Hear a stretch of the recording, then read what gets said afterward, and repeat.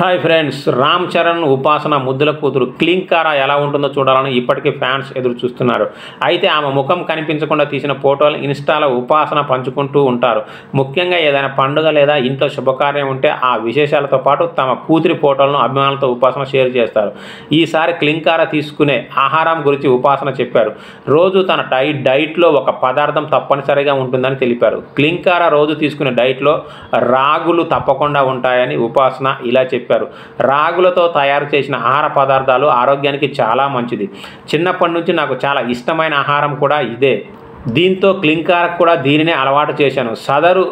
సద్గురు జగ్గి వాసుదేవ్ కూడా నాతో ఒకసారి మాట్లాడుతూ క్లింకారాకు రోజు రాగుల్ని ఏదో రూపంలో అందించమని సూచించారు. ఆయన కూతురు రాధే జగ్గి కూడా ఇదే మాట చెప్పింది. తను కూడా చిన్నప్పటి నుంచి రాగి జావ తాగేదానని పేర్కొంది. అందుకే వారిద్దరు ఫిట్గా ఉన్నారు. భవిష్యత్తులో నా కూతురు కూడా హెల్తీగా ఉండాలని తన రోజువారీ డైట్లో రాగుల్ని చేర్చాను అంటూ ఆమె చెప్పారు.